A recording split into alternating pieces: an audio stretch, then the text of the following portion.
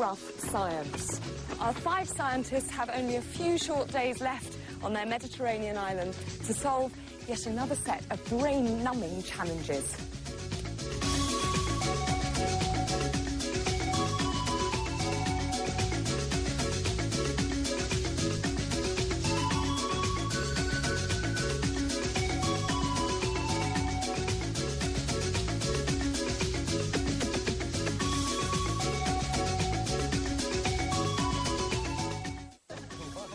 What will happen when they face the most basic challenge of all, to put food on the table? So we've got to find it and catch it. I'm sure we'll catch something. And cook it. Any brainy ideas? Oh, yeah, I think definitely a trip to the sea is in order. And, of course, our hunter-gatherers will need to clean their teeth as well. Toothpaste, toothbrushes, can we come up with something like that? Seaweeds again. Yes. Seaweed tooth... Oh, God. Yeah, that'd be great. I'm sure I can find something to flavour it with, too. Oh, you can take away the seaweed. Yeah. It won't be quite so revolting. And after enjoying their castaway cuisine, no way will they be allowed to escape doing the dishes. Soap would also be a good thing, I think, don't you? Yes, definitely. Seaweed. Hands. No more soap! No seaweed soap. I think I could make some soap. Do you? Yeah, I've been I giving it should a little hope so, thought. being you're a chemist. No promises. Soap. It sounds simple enough, but little does Mike suspect what he's letting himself in for. And finally, I know we've all been missing music while we've been here, so I thought we might ask our building maestro, Dr. Hare, see if CD we can... player. Yeah, CD player would be great. Unfortunately, I haven't got any CDs. I have got a record. So can you do something with that? You could make a record player, couldn't you, Jonathan? Oh, come on. Have a go. You'd have a go. Hang on, though, what record is it? I might not want to hear it. That's waiting for us. So, soap to do the dishes, toothpaste and music to accompany what we hope will be a banquet on our final day. And just 3 days to pull it all together. The first job for Vanessa, our intrepid marine biologist, is to harvest some nutritious seaweed. She could survive on it if she had to, but it's also in her recipe for toothpaste. But searching for food along the shore of a Mediterranean island has certain limitations. Because the tide doesn't move up and down, you can't explore a large area. Whereas in Britain, you can have a tidal range of sort of 8 or 9 metres. In the Mediterranean, everything is just at the water, so you either have to sort of get in and swim around looking for stuff, or you have to sort of risk life and limb clambering around on the rocks. But the brisk sea breeze is good news for the wind-powered generator that Jonathan built last time. And our chemist Mike Bullivant has a cunning plan to use the electricity to help him make soap. Great idea. If I take some salt water and make an electrolytic cell, I can produce hydrogen, chlorine and caustic soda. The caustic soda will be a key ingredient, and zapping seawater with electricity to make it is a trick that industry has been using for more than 100 years. It's all wired up and it's ready to go, yeah. It cost you, though. You're such a capitalist. 3 olives and a half. But our caustic chemical will need to react with some fat or plant oil to produce those soap molecules. And our plant expert Anna's already on the case, trying to get some olive oil using a special warm water technique. So I've got a pulp of olives in here. I'm now going to put it in here, this great big jar, and I'm going to put the water in with the olive mixture and mix it around a bit. Knead it as I do it. And the idea is that the warm water will separate the oil from the other things that are, you know, being bashed out of the olives. And the olive oil should float to the surface, enabling me to skim it off. And Jonathan's in thinking mode, brainstorming ideas for our record player. I think that you have to be quite naive, really. You mustn't worry about whether the idea is right or wrong. You just put as many ideas as you can down. And it really does help to draw them, because when you actually see them on paper, you can see problems that you might not if you just think it in your head. Did that work? Here it is. So how's the soap making coming along, and what about this electrolysis? I've come to see our chemistry wizard. Powered up. See, what I've got is 2 graphite electrodes. These are from pencils. Yeah. Each one will be connected to Jonathan's windmill generator, generating electricity. Now, when we've powered this up, what we'll get at this electrode, we'll get sodium hydroxide forming. If it works, that's the caustic chemical we'll need for our soap.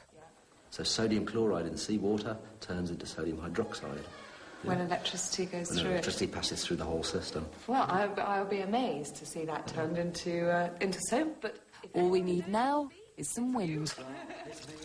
Vanessa's back from the coast with the first of her toothpaste ingredients.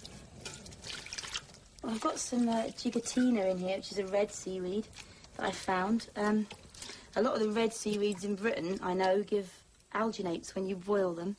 I'm not sure whether this one will. It's one that I'm not accustomed to, but I'm going to give it a go. Hopefully it'll make a nice jelly for the toothpaste.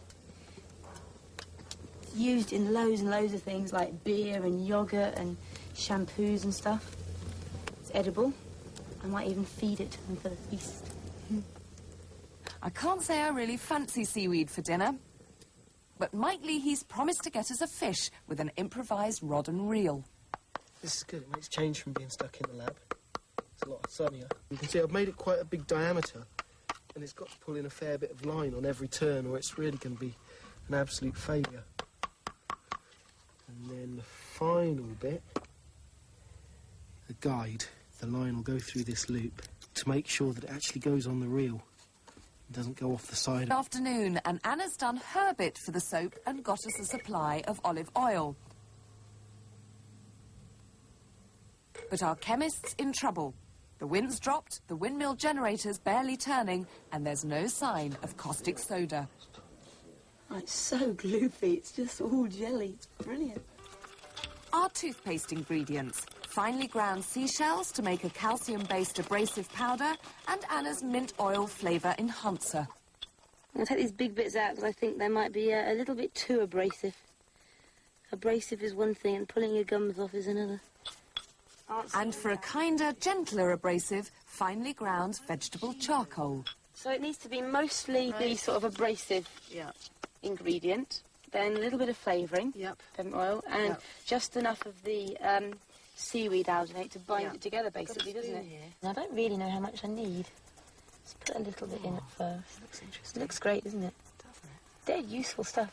Sounds like Wonderful. perfect toothpaste, I reckon. Yes. All I need now is a little bit of flavouring in there. Can I use a little bit of your peppermint oil? Smell it. Oh, it smells lovely. Nice colour. What's floating on the top? I'll just I hope it's going to mix stir it in a bit. Oh, that gives it a great colour. What we should be seeing is little bubbles, isn't it? Little bubbles of gas forming on the electrodes, I imagine. But nothing's happening, and Mike's beginning to doubt Jonathan's power supply. Well, see if the windmill's going. Yeah, it is going round, Mike, but it's a bit erratic and sort of blustery, so I think if we leave it on all night or something, we'll see what's... Sure, we're going to have to, aren't we? Yeah. Mike's only hope: leave it online and pray for a windy night. And I'm about to become a guinea pig for the homemade toothpaste and Anna's disposable toothbrushes. Mark 1, we do have another variety here. This is a piece of myrtle bush. What's it? And this one's pine needles, is it? Uh-huh. Yeah. Is everyone going to try this? I'm not going to be the only one to No, try. I think you should be the first. All right. Here we are. This is our toothpaste bag. Still, I've got a spare set back. It's not bad, is it? Very good. You got the right stuff. You look at You look like you've been eating licorice. I've been eating charcoal. Oh, you poor chap. But it doesn't taste too bad, does it? It tastes very pleasant. It doesn't taste like What do I do with these? I don't know. Well, Oh, look at you! You look evil! now, hang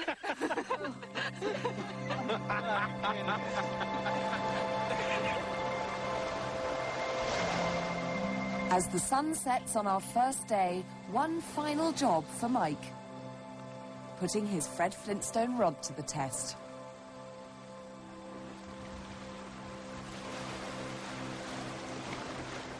And no hint of the storm that's heading our way.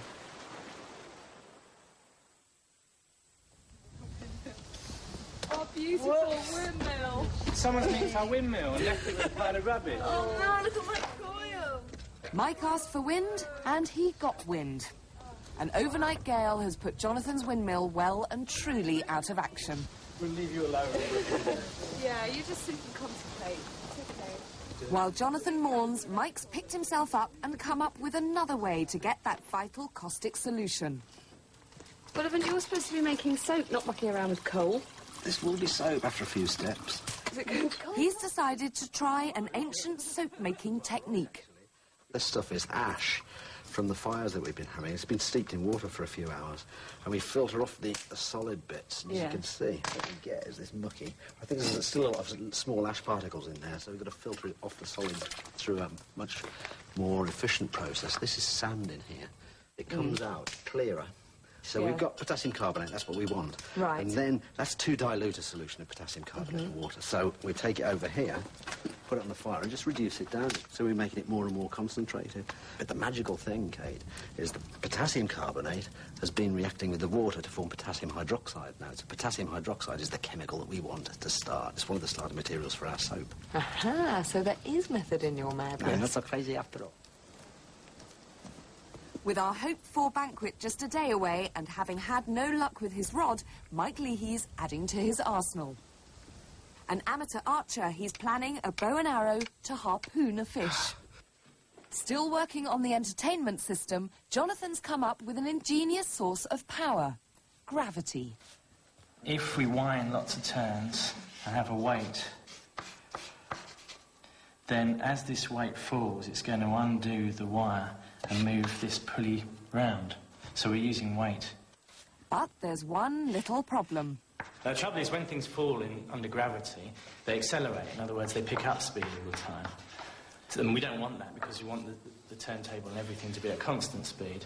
So what I'm going to have to do is I'm going to have to arrange something around here with a bit of friction, so that we're balancing the force of gravity with the friction on here. And when that's balanced, the weight should fall with constant speed, which will turn the pulley with constant speed, which will then turn the turntable with constant speed. So just drop it in the bottom, yeah? Yeah. Not to be outdone by Mike Leahy, Vanessa and I have knocked up a homemade lobster pot from an old cage and some twigs. Fantastic, and just lower it in now. Oh! Ready? Yeah! There it goes! So what do you reckon our chances are? Do you think we're going to get one? I'd really like to say yes, but we can't really leave it any more than 24 hours because it looks pretty swelly and rough down here. I mean, we come back tomorrow, see if there is anything, and, well, see how it goes. And that helps the process along. So what I'll do is tip in. Awfully slow progress back at the soap factory. But it's finally time to combine the caustic solution from the wood ash and Anna's olive oil. I'm pouring gently so we only get the clear top layer of the olive oil. Okay. And then you whisk it as it goes in. Keep whisking? Keep whisking, yeah. So what are we looking for, actually? What we're looking for is a froth forming on the top. Okay. When the two elements start reacting really with each other. The two components start reacting with each other. I mean, this could take a long time. Well, I'll never take soap for granted again. Meanwhile, Mike's tree's slowly turning into a bow. I've marked a rough shape on, and now I'm shaving it down to that shape with this spoke shave. But if a bowyer saw me, he'd have 40 fears, I'm sure. Well, the longbow has been reported to be the first instrument man's made that can store a steady input of energy, in other words, when you draw the bow, but release it in an almost explosive way so that it can rapidly propel an arrow. I mean, the arrow that leaves the bow's got no more energy than the man put in, but it's converted that energy. Well, the way we're dealing with forces and energy in this record player is completely different to that of Mike with his bow. We've got a lot of energy, or a lot of potential energy, because we've got a heavy weight, but we're actually releasing it very, very slowly. So it's a complete other end, if you like, the other side of the coin. And the bow needs a short, sharp shock. And here we need to use our energy very carefully so that we can make the turntable revolve for as long as possible. An hour later, they're still stirring. But is that elusive chemical reaction going to happen? I'm not too optimistic. We should have had a froth by now. Oh, what a shame. Perhaps what we've done is added too much olive oil. Do you think so? So the soap saga continues. I tell you what, can you put your foot on there as well and I'll stand back and have a look at it? Back from the sea, I've been roped in to help our very own Robin Hood. Yeah, put a bit more, Kate. Yeah, it's just bending in that one weak place, isn't it? Yeah, it is. Oh, yeah. I've got to take loads more off up here.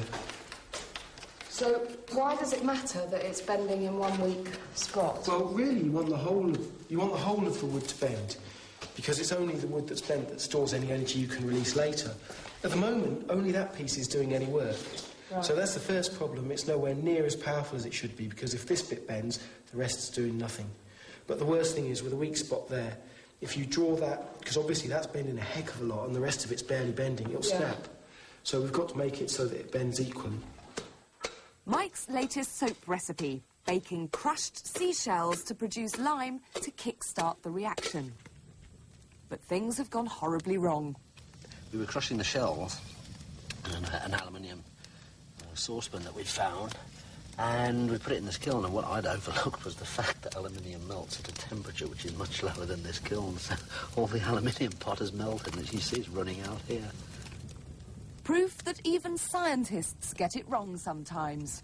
Right, now I'm stringing the bow. Meanwhile, Mike's made some modifications. I'm hoping that when I put it on the tiller, so to check to see how it bends, it'll be a little bit more uniform. OK, the bow still isn't fully strung, because I don't trust it. But now at least both ends are bending. And it's not just bending in the weak point. So I might give it a test firing. But here goes.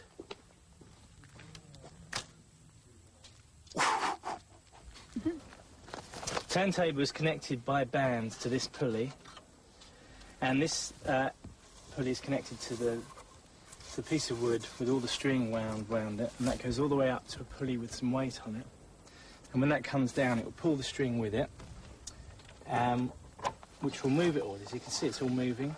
And then I've got a yoghurt pot with a needle on it. So the cups you're working as your amplifier, basically? That's the pickup, yeah. So if I put this on here, we should be able to hear a track. You can hear it. You can hear it? That is brilliant. But will we really want to listen to that during our meal? There you go. That's fantastic. Hooray!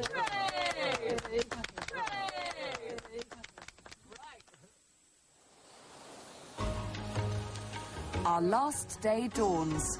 Time to go hunter-gathering for our banquet. Right, let's see if our lobsters... Let's see whether it's been working or not. It isn't looking too promising. Nothing. Not even a nibble at our little fish. Is there nothing? Not even a little fish in there, is there? No. Nothing. Will Mike and his harpoon deliver?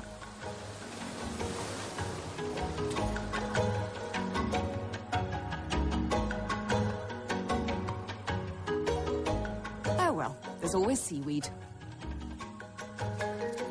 And vegetables. Oh, there it is. A wild carrot. Carrot? Forget the lobster, what about some crabs? Got it. Have you got it? No. Oh, no! Lost the arrow. Poor old Mike. He really should get out more.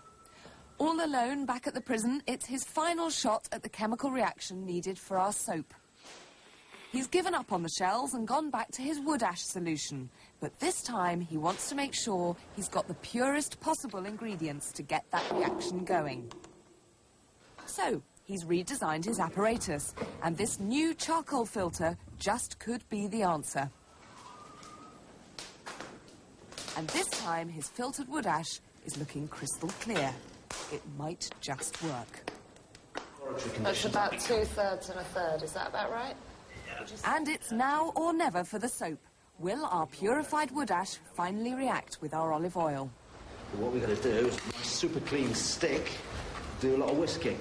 So all these kind of complicated processes and ingredients that you've gone through, are these all vital to make soap work properly? Oh, absolutely. It's such a precise process. Even the temperature of the water, if we go above boiling water in this water bath, there's a good chance that we might ruin it. You know, it's sensitive. How does it actually work? What, soap? Yeah. Well, the soap molecule, or the active ingredient in the soap, is kind of got a dual personality. If you think of a tadpole, right, with a head at one end and a long tail, if you've got a glob of grease here, or be a glob of grease, the tail is soluble in the grease, but the head isn't. And the head is soluble in water, and the tail isn't. So the tail will the tadpole will bury its tail into the grease ball. So what's happening at the other end, the grease becomes surrounded by all of the heads of the tadpoles. Yeah. You know? Like cloves in an orange. Yeah. So the head is soluble in water, it dissolves in water, and it will just take the grease away. It's clever stuff, isn't it? It is clever stuff, It's going to be crispy fried seaweed. I'm just picking the juiciest bits off the seaweed, keeping all the horrid woody bits. This wasn't quite what I had in mind when I ordered a banquet. This is going to be the basis of our soup. I'm going to add some sprigs of rosemary and the final ingredient, some little crabs. Nice, just all that's in there now is some nettles.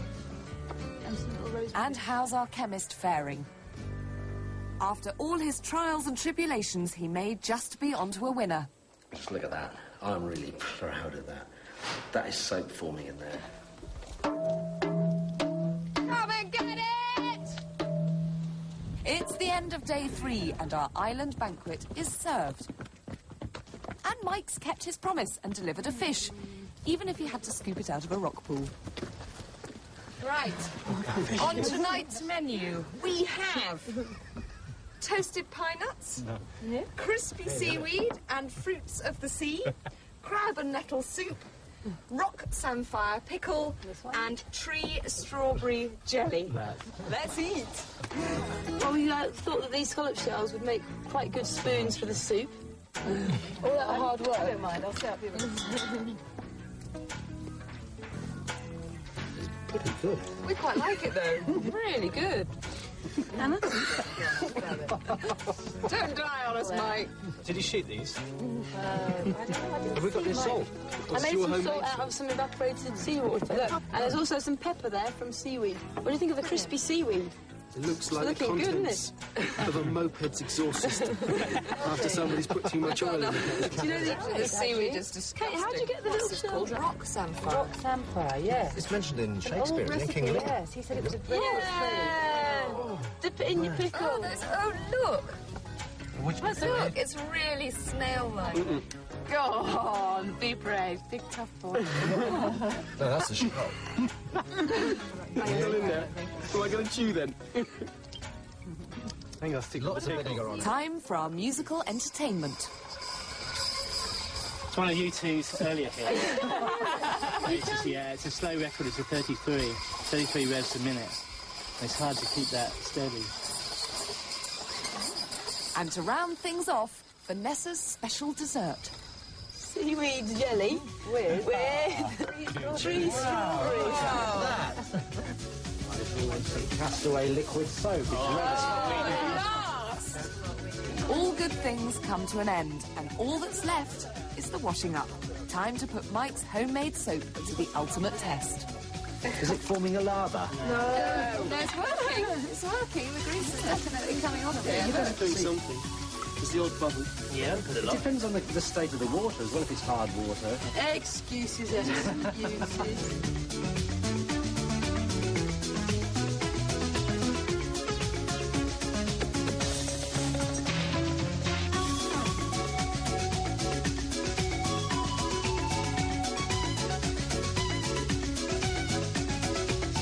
Rough Science continues at PBS Online. Point your browser to pbs.org.